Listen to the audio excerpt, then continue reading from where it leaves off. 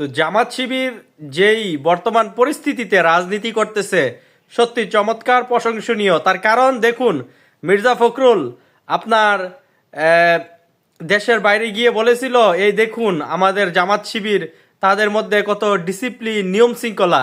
এটা কিন্তু মির্জা ফখরুলও বলেছে এবং বিএনপির অনেক নেতারাই জামাত শিবিরের ডিসিপ্লিন, নিয়ম শৃঙ্খলা নিয়ে তারা কথা বলেছে।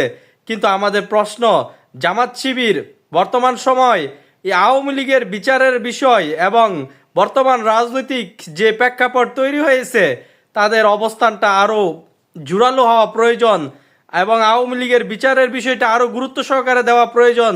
দেখুন, জামাত শিবিরের উপর যে জুলুম নির্যাতন করেছে, ভারতের সহযোগিতা, ভারতের নীল নকশা, আমরা সেগুলো দেখেছি। এতএব জামাত শিবিরকে আরও কাজ করতে হবে, আরও জনগণের পাশে যেতে হবে এবং জামাত শিবির সত্যি সেটা করে দেখাচ্ছে, কিন্তু তাদেরকে আরও পাশে যেতে হবে জনগণের।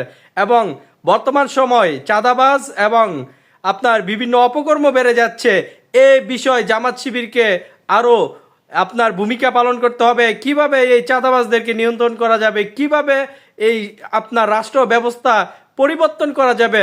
তার কারণ জামাত শিবিরের যে মেধা, যে যোগ্যতা, যে ডিসিপ্লিন অন্য দলের মধ্যে নেই। এটা বিএনপিও স্বীকার করে, এটা আওয়ামী লীগ চিরশত্রু তারাও বলে যে জামাত শিবির যে আপনার ক্যাডার ভিত্তিক একটি দল এবং সত্যি জামাত শিবির এবং তাদের যে রুলস কন্ডিশন তারা যেভাবে বজায় রাখে অন্য দলের মধ্যে সেটা পাবেন না।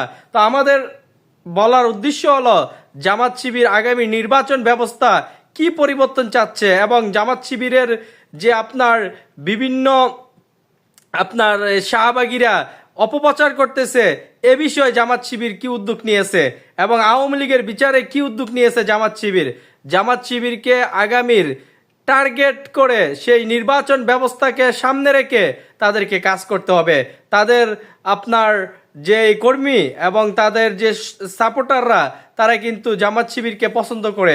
আমরা দেখেছি সোশ্যাল মিডিয়াতে বিভিন্ন ভিডিওতে এবং বিভিন্ন বক্তব্যে জামাত শিবিরের বক্তব্যগুলো কিন্তু আপনার ভালো কমেন্ট করে, ওই অর্থে খারাপ কমেন্ট করে না। তো বিএনপি বর্তমান যে অবস্থা তৈরি হয়েছে, বিএনপি প্রত্যেকটা জায়গায় আপনার চাঁদাবাজি এবং টেন্ডারবাজি এবং আপনার এই টেম্পো স্টেশন, সিএনজি স্টেশন দখল করতেছে। আমরা কিন্তু এই নিউজগুলো দেখতেছি, এটা আমাদের কথা নয়, আমরা কিন্তু নিউজ দেখতেছি এবং পত্রিকাতে আসতেছে বিএনপির দুই গ্রুপে যেভাবে মারামারি, অলরেডি অনেকজন কিন্তু নিহত হয়েছে এবং হতাহত হয়েছে। তো এই যে অবস্থা, বিএনপি তো পারতেছে না তাদের দলকে কন্ট্রোল করতে পারতেছে না। তো জামাত শিবির কিন্তু তাদের দলের মধ্যে সেটা নাই।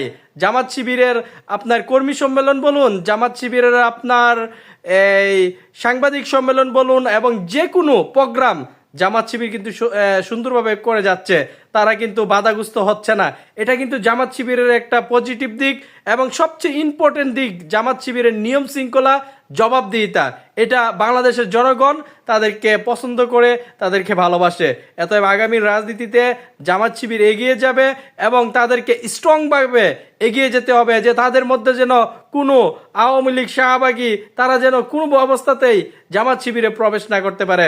আমরা চাই জামাত শিবির এগিয়ে যাক, তার কারণ আওয়ামী লীগের জুলুম নির্যাতনের শিকার হয়েছে জামাত শিবির, আর জামাত শিবিরের বিরুদ্ধে অনেক মিথ্যাচার, অনেক কিছু করেছে।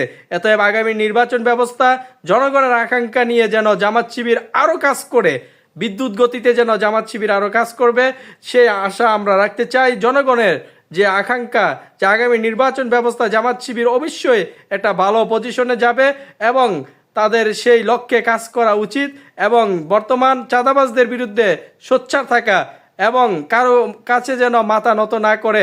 আমরা জানি জামাত শিবির কারো কাছে মাথা নত করে না, এক আল্লাহর কাছে তারা মাথা নত করে। কিন্তু অতি উৎসাহী কিছু শাহবাগীরা তারা কিন্তু জামাত শিবিরের বিরুদ্ধে অপপ্রচার করে থাকে। এই বিষয়গুলো জামাত শিবিরকে সবচেয়ে গুরুত্ব সহকারে দেখতে হবে এবং এই আওয়ামী লীগের শাহবাগীরা এবং আওয়ামী লীগের নির্বাচন কমিশনার, আওয়ামী লীগের বিচারপতিরা, আওয়ামী লীগের অপকর্মের সাথে যারা যারা জড়িত ছিল, তাদের বিচারের বিষয়টা কিন্তু জামাত শিবির কথা বলতে হবে সবচেয়ে গুরুত্ব সহকারে। সবাই ভালো থাকবেন, আল্লাহ হাফেজ।